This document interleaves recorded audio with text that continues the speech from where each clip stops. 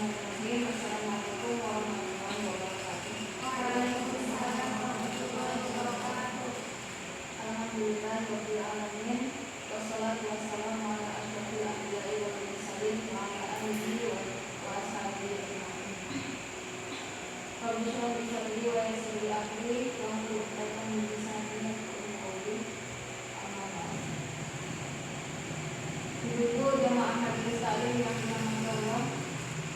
Perkenalkan, saya Supriana Anissa, mahasiswi PJPAI Kemudian saya di Cirebon. Izinkan kami menyampaikan sebuah kajian pada kesempatan kali ini yang akan kami ambil dari kitab Hadis Arba'in karya Imam An-Nawawi. Sebelumnya terima kasih banyak pada ibu-ibu yang telah meluangkan waktunya untuk menghadiri majelis kali ini. Semoga Allah memberikan keberkahan yang banyak untuk semuanya. Baiklah, kita akan mulai dengan hadis yang pertama, yaitu tentang niat. Ibu mungkin sudah sering ya dengan kenapa hadis tentang niat ini, dan juga sudah diamalkan ya dalam keseharian. Tapi tidak ada salahnya kita ulang lagi demi untuk saling menasihati satu sama lain. Kalau soal hak melawan, saya akan bacakan dulu hadisnya. Amirul Mukminin Abu Hafs Umar bin Khattab radhiyallahu anhu qala sami'tu Rasulullah sallallahu alaihi wasallam yaqul innamal a'malu binniyat wa innamal likulli imri'in ma nawa. Faman kana hijratuhu ila Allah wa rasulihi fa hijratuhu ila Allah wa rasulihi. Wa man kana hijratuhu lidunya yusibuha aw imra'atin yankihuha fa hijratuhu ila ma hajara. Rawahu Imam An-Nawawi yakni Al-Bukhari dan Muslim. Artinya dari Amirul Mukminin Abu Hafs Umar bin Khattab radhiyallahu anhu, ia berkata, aku mendengar Rasulullah sallallahu alaihi wasallam bersabda, sesungguhnya setiap amalan tergantung pada niatnya, dan setiap orang akan mendapatkan apa yang dia niatkan. Siapa yang hijrahnya karena Allah dan Rasulnya, maka hijrahnya untuk Allah dan Rasulnya. Dan barang siapa yang hijrahnya karena mencari dunia atau karena wanita yang dinikahinya, maka hijrahnya kepada apa yang dia pilih. Hadis riwayat Bukhari dan Muslim. Hadis ini dikatakan oleh Imam Ahmad dalam kitabnya yaitu Jami' al-Ulum wal Hikam sebagai salah satu pokok dalam agama kita atau dinamakan sebagai usul Islam. Menurut Imam Syafi'i, hadis ini bisa masuk dalam 70 bab fikih. Sedangkan menurut ulama lainnya menyatakan bahwa hadis ini sebagai usul Islam atau sepertiganya Islam. Ada beberapa poin yang terkandung dalam hadis ini. Yang pertama, setiap amalan benar-benar tergantung pada niat. Niat secara bahasa artinya al-qasdu, yaitu keinginan, maksud, kesengajaan. Sedangkan secara istilah berazam atau bertekad kuat mengerjakan suatu ibadah ikhlas karena Allah. Artinya sebelum melakukan suatu amalan harus didahului dengan niat. Sebelum pergi ke majelis taklim ini, kira-kira berniat kan? Dan sebelum majelis berniat kan? Niat, ya. Ketika ibu sudah memakai pakaian baju, ya, kemudian ibu sudah mau pergi, mau, nanti sudah mau pergi ke misalnya, itu kamu sudah niat, ya. Kemudian dilakukan di dalam majelis taklim, kemudian mendapatkan apa yang diniatkan. Kira-kira nih ada nggak amalan yang tanpa niat? Amalan yang tanpa niat ada nggak ya? Ada, seharusnya nggak ada, ya. Tapi ada, berarti amalan yang tidak disengaja. Contohnya tiduran, nah, itu nggak diniatkan. Pertama kita lihatnya nih, buka HP mau dengerin ceramah, tapi sambil rebahan, akhirnya ketiduran. Nah, itu tidak dilakukan. Jadi ketika kita ketiduran, tidak dicatat sebagai amalan, ya, karena nggak ada niatnya emang, nggak ada niatan gitu ya. Kemudian ada lagi yang tanpa niat, maaf ya, untuk mengatakan orang gila, misalnya atau yang tadi kejiwaan, ya, itu sudah pasti apa yang dilakukannya itu nggak mungkin berniat, ya kan? Entah itu buruk, entah itu baik, dia nggak tahu apa yang dilakukan, karena dia tidak tahu. Nah, perbuatan yang tanpa niat itu tidak dilakukan. Robi al-kolam, salah satu kolam atau pena itu diangkat dari 3 hal. Yang pertama, anin kata ya saya tidur, dari orang yang tidur sampai dia bangun. Nah, jadi ketika dia tidur itu nggak ditulis apapun, gitu, mereka nggak mencatat ya, kayaknya dia amalan, nggak ada amalan apa di dalam diri. Sampai dia bangun, kalau dia bangun, nah baru dicatat lagi apakah yang dia. Kemudian yang kedua, aniswabi kata yang kelima, dari seorang anak kecil sampai dia balik, ya. Nah itu baru dicatat ketika dia balik. Ulama mengatakan batasan dari yang dikatakan sobi atau bayi, ya, itu dari mulai dia disapi, ya, batasannya itu sampai dia balik. Nah, itu dari dicatat. Tapi ada anak-anak mayis yang tidak bisa membedakan baik dan buruk, itu kebalikan biasanya itu diperlukan. Kemudian yang ketiga, wa'anil majnuni atau yang gila tadi ya, dari orang yang anggaplah gila ya, sampai dia berakal atau dia sadar. Amalan tanpa niat maka tidak disebut amalan, tidak ada amalan. Kemudian poin yang kedua, setiap orang akan mendapatkan apa yang dia niatkan. Maksudnya adalah setiap orang akan memperoleh pahala yang dia niatkan.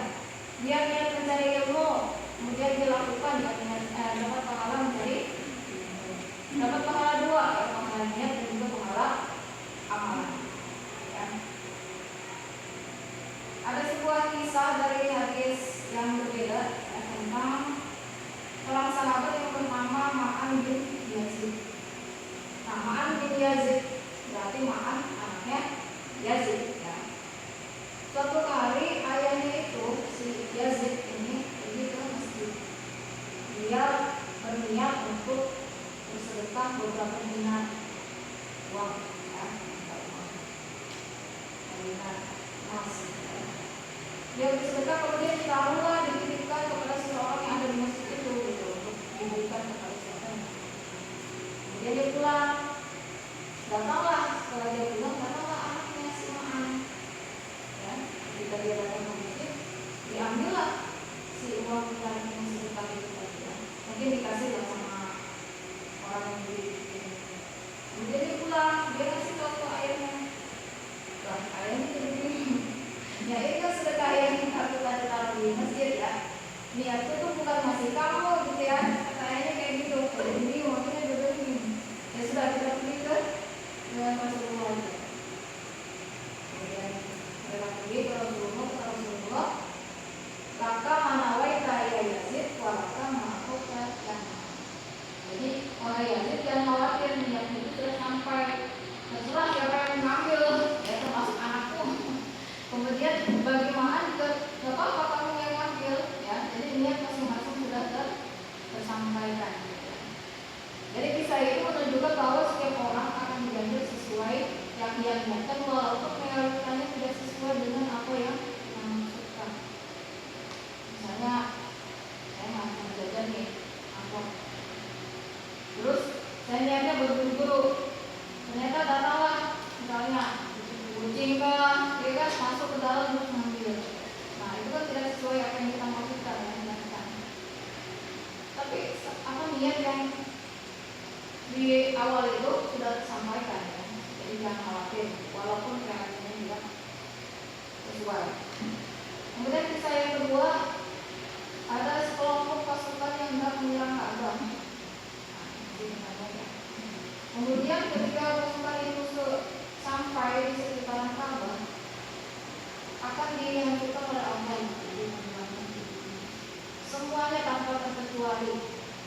Jadi Ka'bah sama orang-orang yang mau menyerang sama yang sekitarnya gitu ya.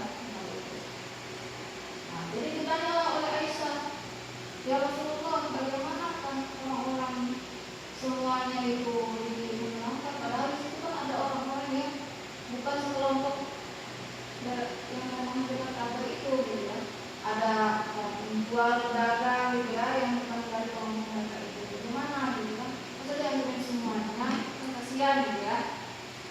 Dan lagi mereka diaturkan semuanya dan tapi nanti dibagikan dengan niat mereka masing-masing. Jadi nggak khawatir gitu ya, jangan sampai nggak akan dizalimi. Emang secara kasih mata kayaknya semuanya gitu. Itu sama aja seperti kalau misalnya ada orang, sekelompok orang bermaksiat di suatu daerah gitu misalnya ya, untuk skala kecilnya.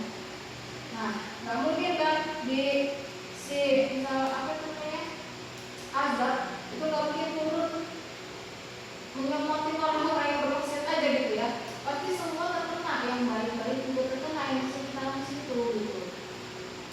Tapi ya semua kembali kepada Allah, bergantung kepada dia masing-masing. Nah, itu yang pentingnya sebenarnya supaya tetap baik. Jadi suatu ketika kita ya meninggal atau apa gitu ya, niat kita tetap baik.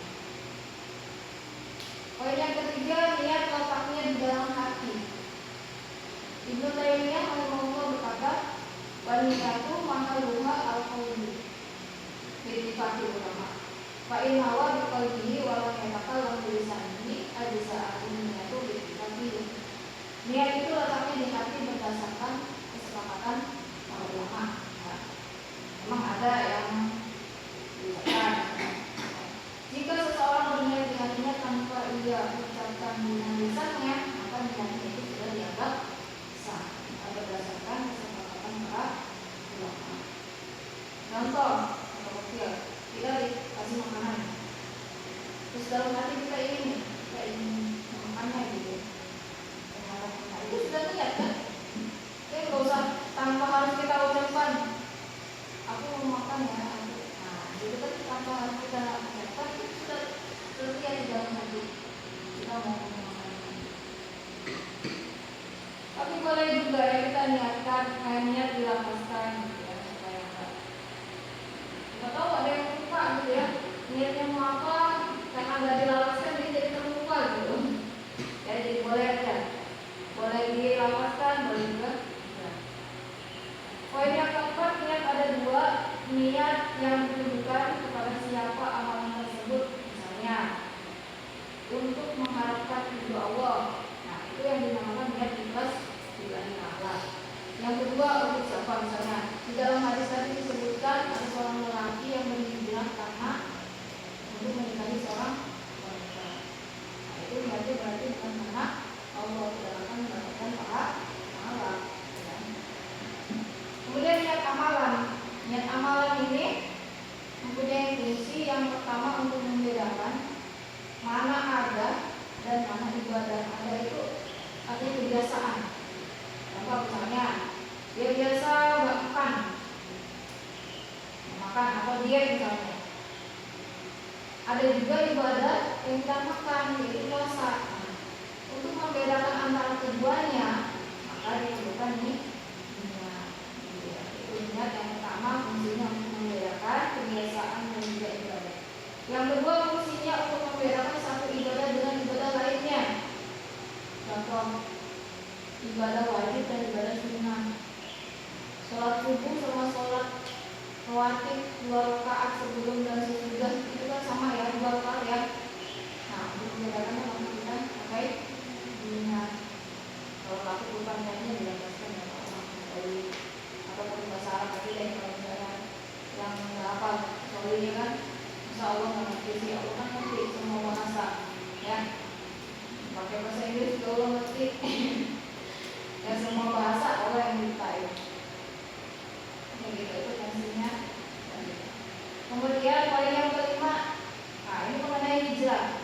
Hijrah artinya meninggalkan secara bahasa, yaitu dia pergi meninggalkan.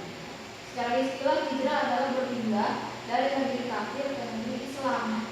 Seperti pada zaman jahiliyah dulu kan kaum muslimin tertindas ya di Mekah, kemudian diperintahkan untuk hijrah ke Madinah. Yang pertama hijrah ke Mekah, nah, itu hijrah artis sebenarnya.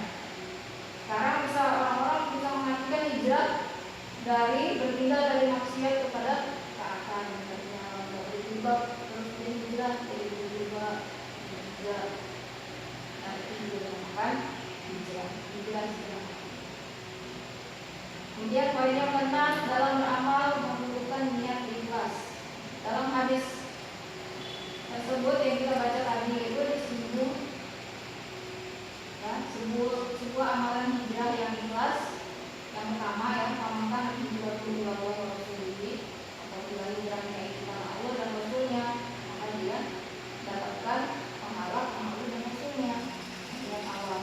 Hijrah yang kedua, pamankan hijrah di dunia di sebuah aku yang kedua, dan dia hijrah karena ingin menikahi seorang wanita yang dicintainya. Ya, karena dia berbeda negara dan berbeda daerah tempat dia rela berhijrah demi untuk mendapatkan si wanita itu. Itu hijrah.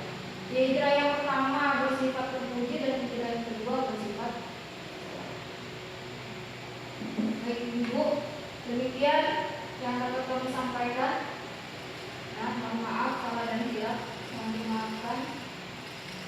Pak Taufik menjahit kopiah di bawah si akun malu jatuh. Bila kita wal hidayah. Assalamualaikum warahmatullahi wabarakatuh.